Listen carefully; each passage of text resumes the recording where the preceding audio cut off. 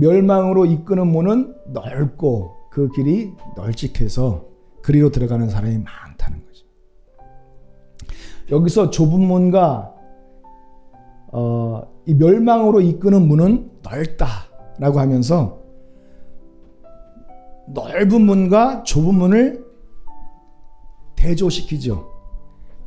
그렇죠? 예. 그 좁은 문이 무엇인지 마태복음 7장 13절에서는 구체적으로 말씀을 안 해주셨습니다. 그러나 분명한 것은 멸망으로 이끄는 이 넓은 문은 무엇이겠습니까? 그 당시에 바리새인들과 유대인들이, 율법사들이 그 유대의 백성들을 이끌어 하나님의 거룩한 성전으로 나아가게 합니다. 수없이 많은 사람들이 이런 바리새인들의 이 가르침을 따라서 넓은 길로 나아갑니다. 그런 중요한 것은 무엇입니까? 와 있을진저 외식하는 서기관들과 바리새인들이여 너희는 천국문을 사람들 앞에서 닫아버린다는 거죠. 천국문을 사람들 앞에서 닫아버리는 거예요. 그래 너희도 들어가지 않으려 하고 들어가지도 못하게 하는도다. 그러니까 바리새인들이 이끌고 있던 그 사상적 체계는 율법주의입니다. 율법주의. 그러니까 율법, 할례를 지키지 않으면 구원받을 수 없다라는 사상입니다. 철저하게 율법 613가지 하라 하지 말라. 이 말씀을 지켜 행해야만 구원받을 수 있고 전 세계 모든 사람들 중에서 누구만 구원을 얻어요? 오직 유대인만 구원을 얻는다는 이 선민 사상에 사로잡혀 있었습니다. 그들이 나아가는 그 넓은 그 길은 사망으로 이끈다는 것입니다. 사망으로. 왜냐하면 그들이 하나님의 천국 문을 닫고 지옥 문을 열고 들어가는 거예요. 그런데 제자들 보고 너희들은 어느 길로 들어가라? 좁은 문으로 들어가라. 바늘길 문으로 들어가라. 그러니까 이 길은 좁은 문으로 가는 길은 협착하다는 거죠. 좁다라는 거죠. 사람들이 많이 찾지 않습니다. 그리고 조롱을 받는 길이에요. 사람들로부터 핍박받는 길입니다. 그러나 그 길 끝에는 좁은 문이 있어요. 좁은 문이 있어요. 그 좁은 문은 예수 그리스도신 줄로 믿습니다. 내가 양의 문이라고 말씀하여 주셨습니다. 그렇기 때문에 사람들이 만들어낸 그 종교, 사람들이 만들어낸 그런 종교적인 사상, 이념, 철학, 그리고 신학, 이런 것들을 가지고는 결코 하나님의 거룩한 성전 문으로 들어갈 수 없어요. 오직 물과 성령으로 거듭나는 자들만이 이 바늘길 문을 통과하는 줄로 믿습니다. 그래서 저들이 이끌어 왔었던 사상, 율법주의, 저들이 가르쳤었던 가르침은 무엇이라고 합니까? 율법, 토라라고 합니다. 지금도 저들은 이 신약 성경을 가르치질 않습니다. 신약 성경을 읽게 하지도 않습니다. 철저하게 구약 율법에 사로잡혀 있다는 것이죠. 그 구약 율법을 가지고 하나님의 거룩한 나라를 향하여 나아가는데 하나님의 천국문을 닫아버리고 자기들도 들어가지 않고 들어가려고 하는 자들도 철저하게 막고 지옥문을 열고 들어가는 자들이. 저들이 붙들고 있는 성경은 무엇입니까? 구약 율법입니다. 구약 성경. 그래서 오늘은 구약 성경과 신약 성경, 구약 율법과 신약 복음을 좀 비교하면서 우리가 어떤 가르침을 따라야 할지를 말씀을 통해서 배우는 시간을 갖도록 하겠습니다. 구약 율법은 명칭이 무엇입니까? 옛 언약입니다. 옛 언약. 옛 언약으로 불려져요. 자, 저희가 마음이 완고하여 오늘까지라도 구약을 읽을 때의 구약, 율법. 이 구라는 말이 옛 구자잖아요. 옛 언약을 말하는 것입니다. 그리고 원어에 보면 이것은 낡아지는 언약이에요. 그리고 밑에도 보면은 옛 언약인 율법이라고 그럽니다. 그러니까 구약 성경을 옛 언약. 옛 언약은 새 언약과 대비되는 가르침이에요. 새 언약, 신약과 대비되는 가르침이에요. 그리고 첫 언약이라고 해요. 이건 둘째 언약과 대비되는 명칭이 바로 첫 언약입니다. 자, 첫 언약. 히브리서에서도 첫 언약 때 범한 죄를 속하려고 예수님께서 죽으사 이렇게 나와 있어요. 그러니까 구약 성경을 옛 언약 그리고 첫 언약이라고 이렇게 명칭 붙여졌습니다. 그러니까 옛 언약, 첫 언약이 바로 구약 성경입니다. 근데 이 구약 성경을 누가복음에서는 어떻게 구분을 하느냐? 분류를 어떻게 하느냐면 모세율법. 모세율법은 몇 가지를 말하는 거예요? 모세가 쓴 5가지 오경을 말하는 거예요. 창세기, 출애굽기, 레위기, 민수기, 신명기를 말하는 것입니다. 그러니까 구약 성경은 모세의 율법과 선지자, 그러니까 대선지서, 소선지서 나오죠. 선지자의 글과 이 시편을 이 세 개의 어떤 그 카테고리로 분류를 하고 있습니다. 그러니까 구약 성경은 옛 언약이에요. 첫 번째 언약입니다. 첫 번째 언약. 여러분, 첫 번째 언약이라고 하는 것은 사실 맞지 않거든요. 왜냐하면은 첫 번째 언약은 하나님께서 아담과 세우셨잖아요. 행위 언약. 선악을 알게 하는 나무의 실과를 먹는 날엔 정령 죽으리라. 이 행위 언약이 첫 번째 언약. 두 번째 언약, 노아와 맺었어요. 그렇죠? 두 번 다시 하나님께서 홍수로 세상을 심판하지 않겠다. 무지개 언약을 주셨잖아요. 그리고 아브라함에게 언약을 주셨습니다. 횃불 언약을 주셨잖아요. 그렇죠? 아브라함에게 땅과 민족과 후손을 주겠다라는 거죠. 그리고 나서 모세의 언약이 나오고 그 외에 또 다윗의 언약도 나와요. 그런데 그 모든 언약들을 대표하는 것이 구약 성경을 율법이라고 하는 것입니다. 첫 언약이 첫 언약이라고 해요.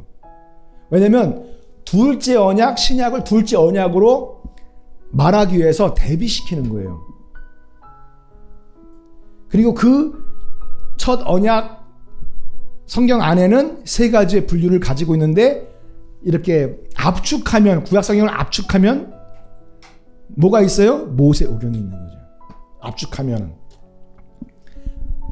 그래서 율법 하면, 구약 성경 하면 저들은 모세오경을 떠올린다는 거예요. 모세오경. 이 구약은 첫 언약, 옛 언약을 압축시키면 세 가지로 분류되는데 그 중에 한 가지 모세오경으로 불려지고 있어요. 모세오경, 율법. 그리고 그 모세오경을 압축하면 거기서 뭐가 나와요? 십계명이 나오는 거예요. 그러니까 십계명은 모든 율법을 대표하고 그 십계명은 옛 언약 구약을 대표하는 말씀이에요. 그래서 십계명은 옛 언약이 새겨진 돌판이라고 돼 있죠. 옛 언약이 새겨진 돌판. 그 돌판에 옛 언약이 새겨져 있는데 옛 언약하면 구약 성경 전체 그 전체가 십계명 두 돌판에 어떻게 새길 수가 있어요? 그러니까 옛 언약하면 구약 성경인데 구약 성경을 압축하면 모세오경이고 모세오경을 압축하면 십계명이 나오는 거예요. 십계명. 구약 성경에 대해서 이런 명칭들로 불려지고 있어요. 그래서 하나님은 이스라엘 백성들과 시내산에서 모세를 통하여 이 언약을 맺습니다. 언약을. 근데 그 언약을 맺을 때 조건이 있어요. 무슨 조건이냐면 너희가 내 말을 잘 듣고 내 언약을 지키면 너희는 열국 중에서 뭐가 되겠다? 소유가 되겠다. 그리고 뭐를 만들어주겠다? 제사장 나라를 만들어주겠다. 그리고 어떻게 될 것이다?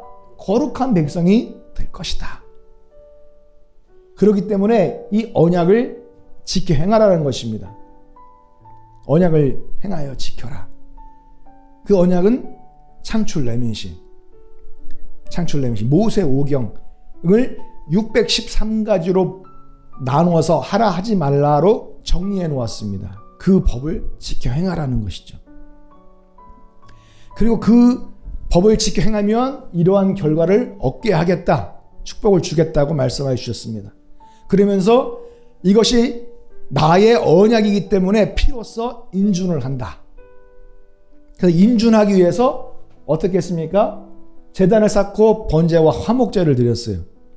그 산 아래서 단을 쌓았습니다. 번제와 화목제를 드렸어요. 피를 취해서 이 단에다 뿌렸습니다. 그리고 백성에게 이렇게 피를 뿌린 거예요. 그래서 이 모든 말씀에 대하여 너희와 세운 언약의 피니라. 그래서 이 모세의 오경에 관련된 이 율법을 낭독하여 읽으니까 그때 저들이 뭐라고 합니까? 이 모든 말씀, 여호와의 모든 말씀, 모세 오경 이 모든 말씀을 우리가 준행하겠다 하면서 하나님과 언약이 피로써 체결되는 거예요. 그리고 이 구약 율법은 어디에 쓰여져 있습니까? 구약 율법은 첫 번째 언약 10계명 두 돌판에 친히 주님께서 써주셨어요. 10계명을. 그리고 이 율법 나머지는 10계명 외에 나머지 율법들은 어디에 쓰였어요? 자, 책에 쓰였어. 책에. 왜냐하면 여기서 모세가 언약서를 읽어요. 언약서를 가져 백성에게 낭독하여 들림에 그들이 여호와의 모든 말씀을 우리가 준행할 것입니다. 10계명 외에 시내산 꼭대기에서 받은 말씀, 그 언약은 언약서에 기록되어 있어요. 그러니까 그 언약서는 일반적으로 과거 고대에는 파피루스, 갈대를 가로 세로로 엮어서 무거운 돌에 누르고 해서 그곳에다 쓰던가, 아니면 송아지 가죽에다가 쓰던가, 양의 가죽에다가 이렇게 썼습니다. 돌판에 하나님 기록하시고 책에 모세가 직접 쓴 글입니다. 그게 모세 오경이에요. 그런데 이 모세 오경, 이 율법은 특징이 있어요. 이것을 다 지켜 행하면 소유가 되고 제사장 나라가 되며 거룩한 백성이 되게 할 것이라고 말씀해 주셨는데, 자, 근데 이 율법은 읽으면 읽을수록 어떻게 해요? 죄를 깨닫게 하나, 죄사함과 자유를 주지 못하는 거예요. 율법으로는 죄를 깨닫는 거예요. 율법으로 말미암지 않고서는 내가 죄를 알지 못하였다. 그러니까 율법 읽으면 우리가 율법 아래 메인 종이요, 율법 아래 갇힌 종이라는 것을 알게 된다는 것입니다. 율법은 마치 뭐와 같으냐? 엑스레이와 같은 거예요.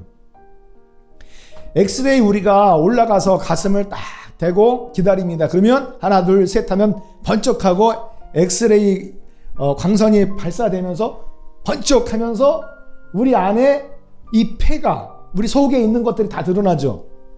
이 폐가 정상적인 폐인지, 아니면 세균성 폐렴이 있는지, 아니면 코로나 바이러스가 있는지 다 나타나게 되는 것입니다. 이 안에 지금 소화기관에 문제가 있는지 없는지 다 나타나더라고요. 이 엑스레이는 율법과 같은 것입니다. 율법이 엑스레이와 같은 거예요. 율법 앞에 서면 어떻게 되는 거예요? 우리가 무슨 죄가 있는지 밝히 다 드러나는 거예요. 무슨 문제가 있는지, 무슨 병이 있는지 다 드러나는 거예요. 다 드러나는 거예요. 그러나 이 엑스레이가 코로나 바이러스를 치료해 주지 못하잖아요. 마치 율법이 똑같은 것입니다. 죄를 깨닫게 해주지만은 그 죄를 사해 주거나 우리에게 율법에서 자유를 주지 못한다는 것입니다. 뿐만 아니라 이 율법의 특징 두 번째는, 율법은 의롭고 거룩해요. 의롭고 거룩하게, 그러나 의롭고 거룩하게 못한다는 것입니다. 그러니까 율법은 내가 죄 있는 것을 깨닫게 한다고 해서 율법이 죄는 아니란 말이에요. 율법이 죄예요? 죄 아니죠. 율법은 무엇입니까? 거룩하다라는 것입니다. 거룩하고 의롭다라는 것이죠. 그런데 문제는 율법의 행위로는 의롭다 하심을 얻을 육체가 없어요. 마치 이게 아담과 하와가 죄를 짓고서 엮어 만든 이 무화과 잎하고 똑같은 거예요. 무화과 나무의 이파리, 치마랑 이 옷이랑 똑같은 거예요. 시간이 지나면 말라 비틀어져서 다 부셔져. 그러면 그 속에 있는 수치가 밖으로 다 드러나게 돼 있는 거예요. 율법이 마치 그와 같은 것입니다. 율법을 지켜 행할수록 내 안에 너무나도 크고 무서운 죄악들이 많이 있고 하나님의 법을 따라 행치 못하는 이 완악한 근본적인 이 죄가 있다라는 사실을 알게 됩니다. 법이 있음에도 불구하고 하나님의 법을 순종하지 못하고 악하고 교만한 영으로 주의 법을 대적하는 자신을 발견할 거예요. 자신이 얼마나 수치스러운가를 다 드러내는 것입니다. 또 한 가지는 율법은 하나님의 백성과의 언약이나, 그렇죠, 하나님의 백성과의 언약이죠. 피로써 맺은 언약입니다. 그러나 하나님의 아들이 되게 하지 못하는 법이에요. 율법은 모세가 율법대로 모든 계명을 온 백성에게 말한 후에 피를 뿌려서 언약을 체결했어요. 그러나 우리가 율법의 종노릇을 하고 있는 존재지 하나님의 아들, 왕의 아들로서의 신분이 세워지는 것은 아니라는 것입니다.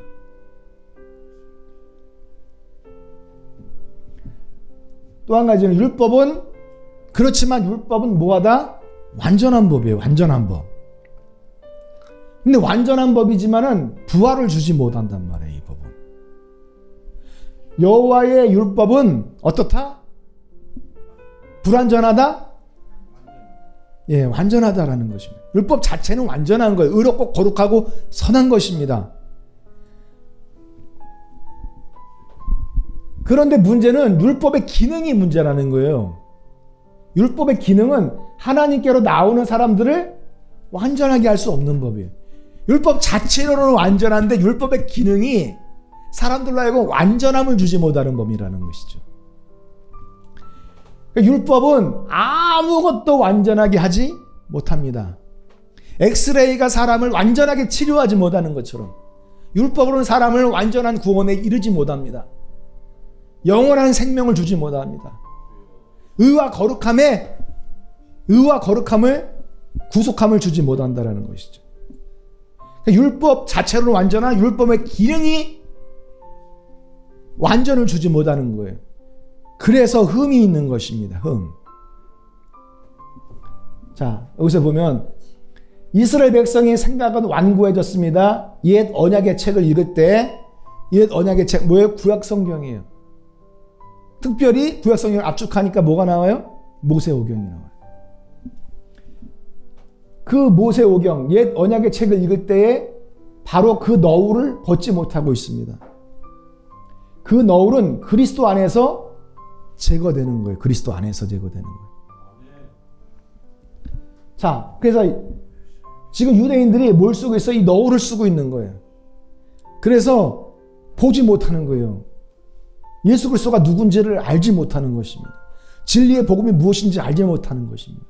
자신들을 죄의 종로로 타는 상태에서 구원하여 자유와 해방을 줄 수 있는 분이 누군지를 깨닫지 못하는 것입니다.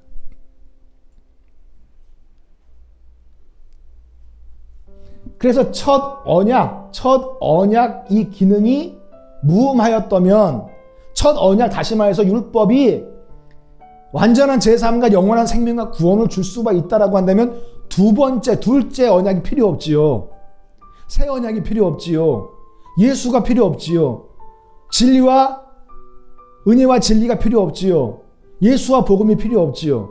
그리스도의 법, 성령의 법이 필요 없는 것입니다. 그런데 이 기능 자체가 흠이 있는 거예요. 자, 그래서 이 둘째 것을 요구할 일이 없으려니와 해서 이 은혜와 진리, 예수와 복음, 그리스도의 법과 성령의 법은 이렇게 다양한 표현을 쓰여졌지만 같은 동의어예요. 같은 의미를 가지고 있는 것입니다. 성경 읽을 때마다 나오면 같은 의미, 같은 동의어라고 생각하시면 돼요. 이것이 바로 뭐예요? 신약, 복음입니다. 신약 복음은 구약 율법과 대조되는 개념이에요. 신약 복음. 그러니까 신약 복음도 마찬가지로 구약의 율법처럼 명칭이 있는 거예요. 첫째 것, 첫째 언약이 아니라 둘째 것, 둘째 언약이라는 것입니다. 그리고 옛 언약이 아니라 새 언약이라는 거예요. 새 언약. 그리고 그 언약은 자, 율법은 모세로부터 말미암아 주어졌지만 은혜와 진리는 예수 그리스도부터 말미암은 것이다. 그러니까 율법과 은혜와 진리를 어떻게 하고 있어요? 대조하고 있어요. 대조. 그러니까 이 신약의 법은 은혜와 진리라는 것이 은혜와 진리. 은혜와 진리. 예수 그리스도 온 것이 은혜와 진리라는 거예요. 자, 여기서도 보면 자유를 주는 완전한 그리스도의 법이라고 되어 있습니다. 그러니까 그리스도의 법이라고 표현하고 있어요. 그리고 로마서 8장에서는 생명의 성령의 법이라고 표현해요. 생명의 성령의 법. 그리스도의 법이나 생명의 성령의 법이나 똑같은 것입니다. 왜냐하면 성령이 누구요? 예수 그리스도이기 때문에 똑같은 것을 말씀하고 있는 거예요. 같은 동의어예요. 로마서 16장에서도 보면은 세상이 시작된 이래로 감추어졌었던 것이 있는데 그것이 무엇입니까? 복음과 예수 그리스도예요. 예수와 복음이 감춰져 있던 비밀이에요. 그런데 그것이 밝히 드러난 것입니다.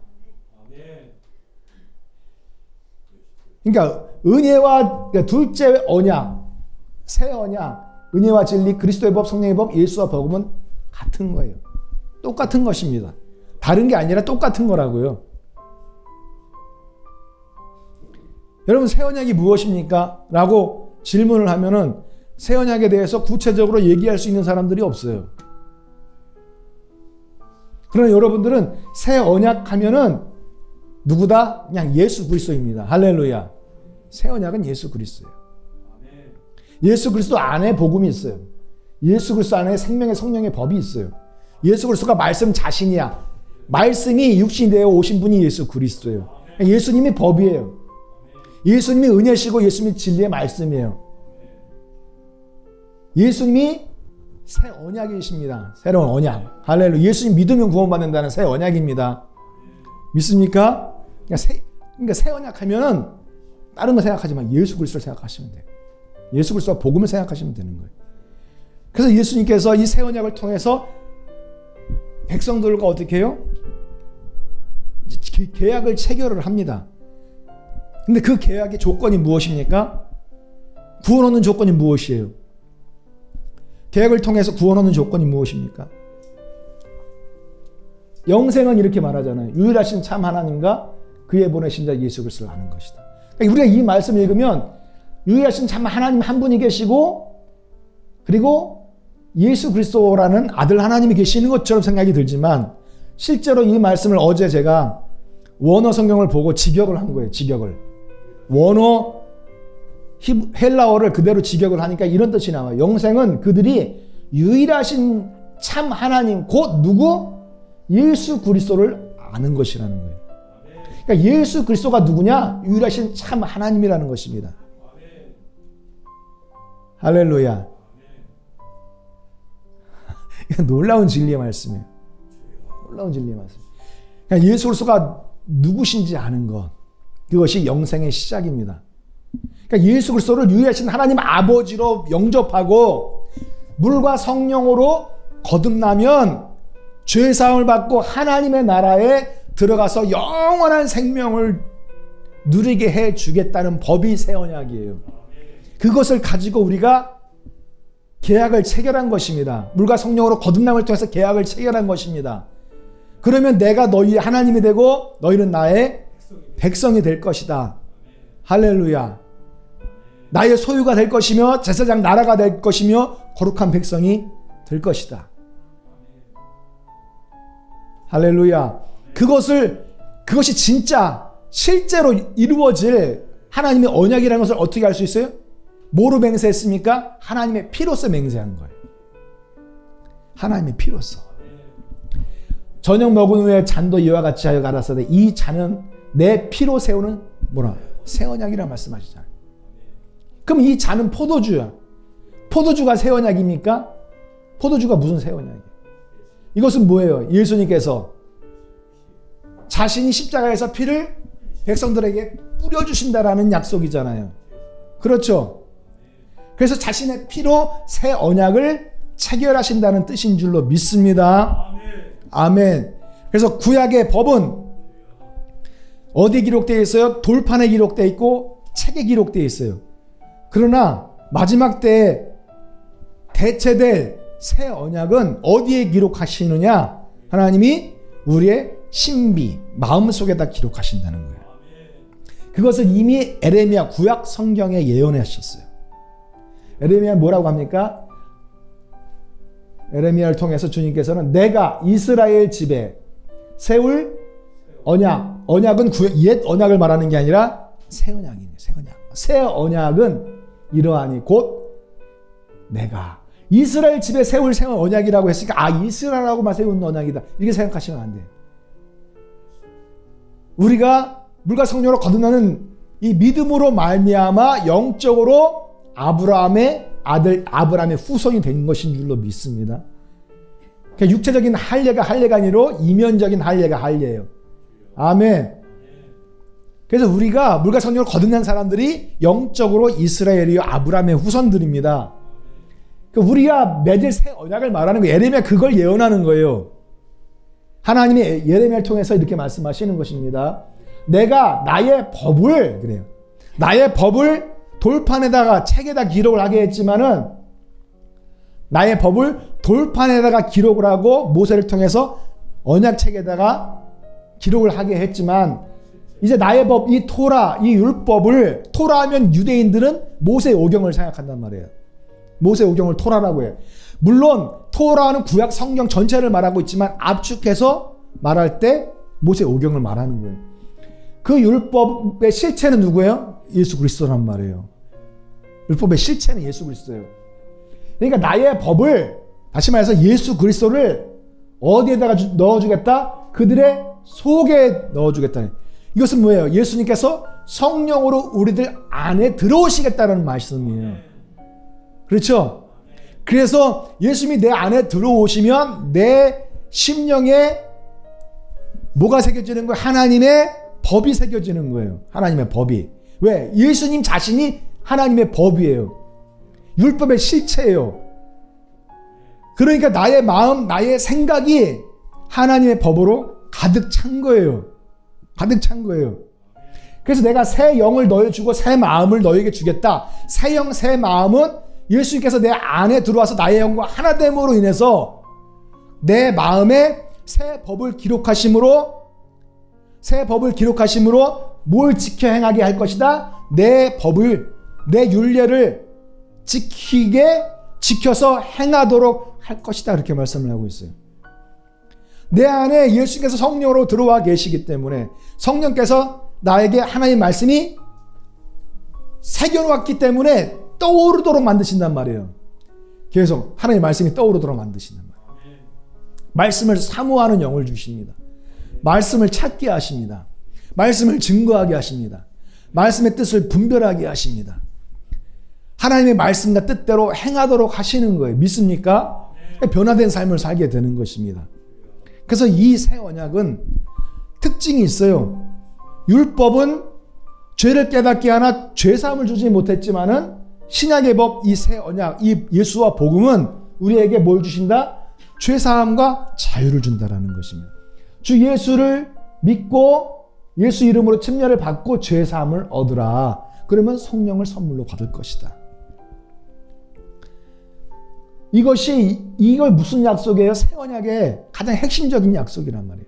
새 언약을 압축하면 이 구원의 복음이 나오는 거예요. 구원을 받으라. 패역한 세대에서 구원을 받으라 하죠. 그러니까 죄사함과 자유와 죄 가운데서 완전한 해방을 얻게 되는 말씀이에요. 여기서도 말씀하시죠. 그리스도 예수 안에 있는 생명의 성령의 법이, 예수님께서 내 안에 계시니까 살아있는 생명의 성령의 법이 가슴판에 새겨진 거예요. 그래서 우리를 죄와 사망의 법에서 해방을 해주신 것인 줄로 믿습니다. 그리고 두 번째로 이 새 언약의 특징은 율법은 자체로는 의롭고 거룩하고 선합니다. 그러나 의롭고 거룩함을 주지를 못해요. 그러나 새 언약은 의로움과 거룩함을 준다는 것입니다. 이제는 율법 외에 하나님의 한 의가 어디에 나타났어요? 복음에 나타났어요. 복음에 한 의가 나타났어요. 그러니까 물과 성령을 거듭나면 복음의 한 의, 하나님의 의가 나타났기 때문에 물과 성령으로 거듭날 때 하나님의 의가 나에게 전가되는 거예요. 나는 더럽고 죄 많고 의롭지 못하지만 불결하지만 하나님의 의가 나를 덮어 씌우는 거예요. 이것은 예수 그리스도 복음을 믿음으로 말미암아 모든 믿는 자에게 미치는 하나님의 의예요. 차별이 없습니다. 너희 중에 이와 같은 자들이 있더니 주 예수 그리스도의 이름과 주 우리 하나님의 성령 안에서 뭘 받았어요? 씻음과 거룩함과 의롭다 하심을 얻었다 이거죠. 그러니까 주 예수 그리스도의 이름으로 씻음을 얻죠. 성령 침례를 통해서 거룩함을 얻죠. 그래서 물과 성령으로 거듭남으로 말미암아서 의롭다함을 얻게 되는 거예요. 이게 새 언약의 역사예요.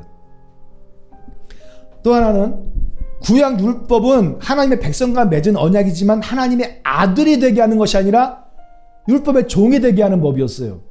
그러나 신약의 법 새 언약은 우리를 율법의 종이었던 자를 그 신분을 높여서 하나님의 아들의 신분으로 격상시켜 주시는 법인 줄로 믿습니다.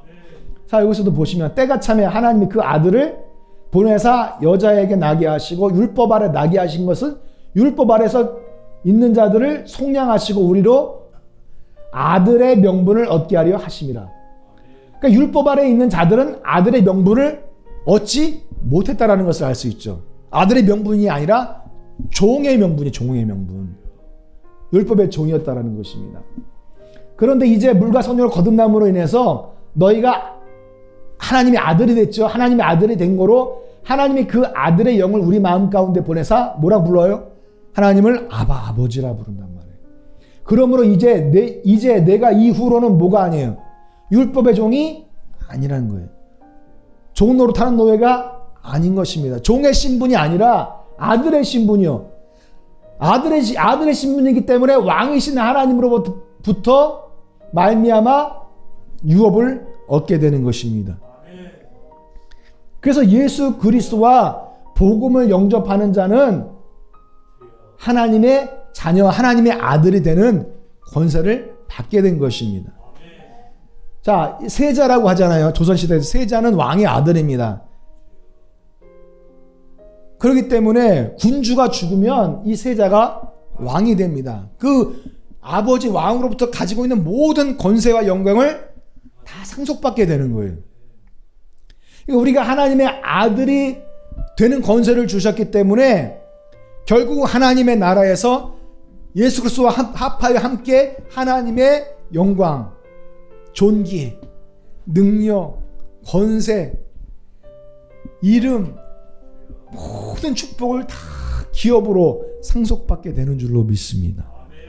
이게 바로 새 언약의 특징이에요. 구약 율법은 그 자체로서는 완전하나 부활을 주지 못하는 법이었어요.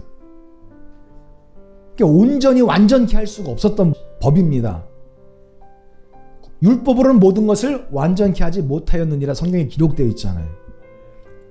그런데 이 새 언약의 법은 저가 한 제물로 십자가에서 달려 죽으심으로 피를 흘려주심으로 거룩하게 된 자들을 물과 성령으로 걷면서 거룩하게 된 자들을 영원히 온전케 하셨느니라. 영원히 온전케 하셨느니라.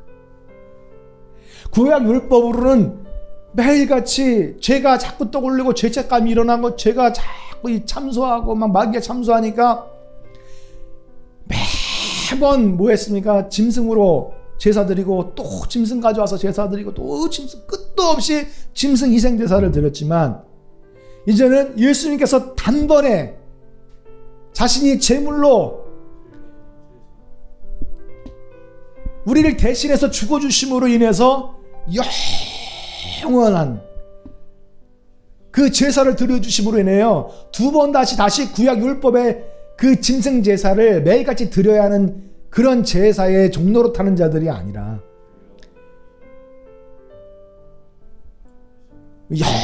영원한 하나님의 아들로서 거룩한 자녀로 완전케 된 줄로 믿습니다.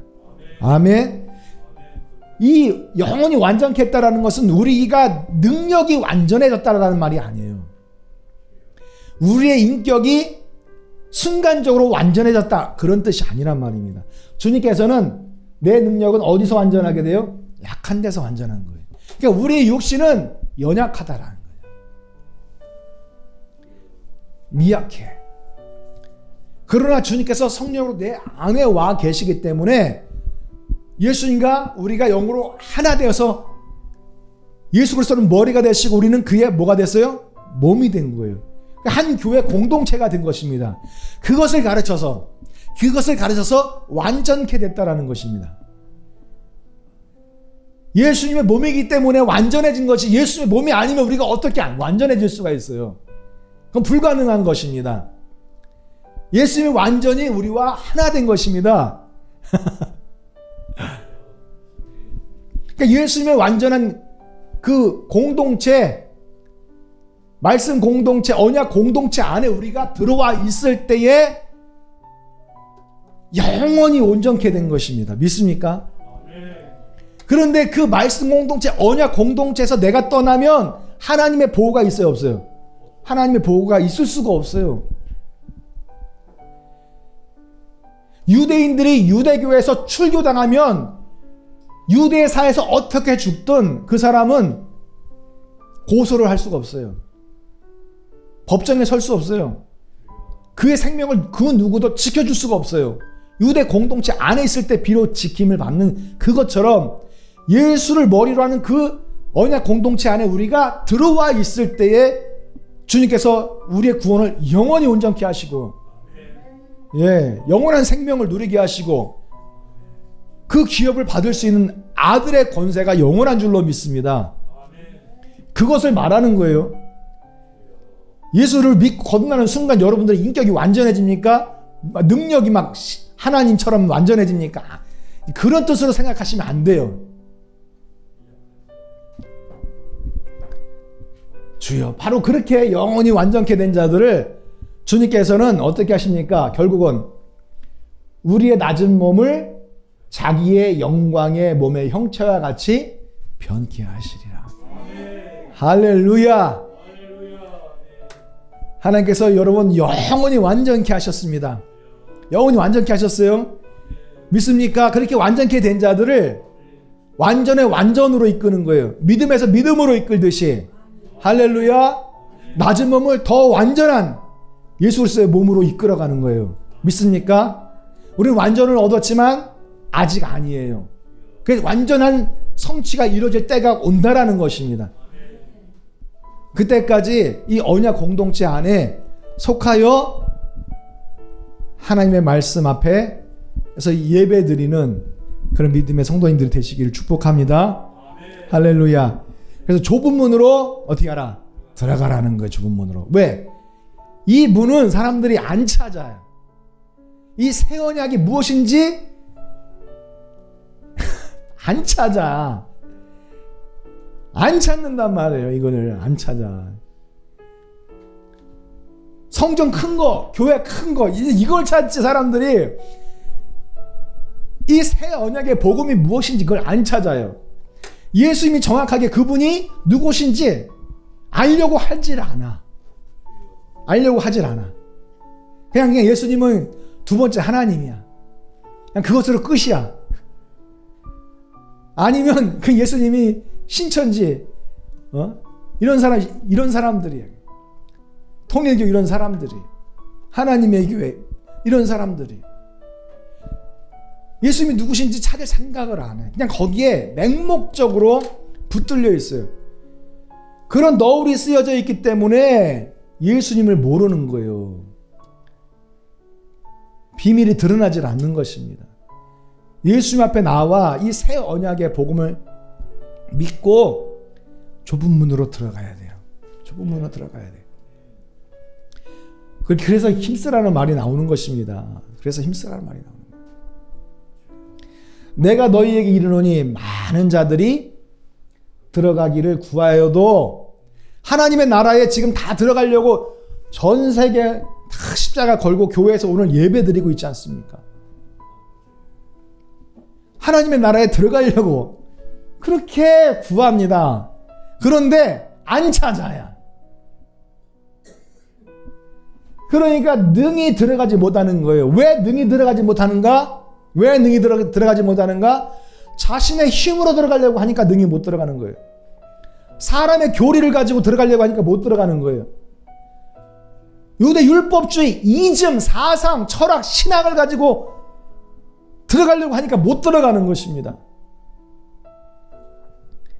여러분, 좁은 문으로 들어가는 성도님들이 되시길 예수님의 이름으로 축원합니다.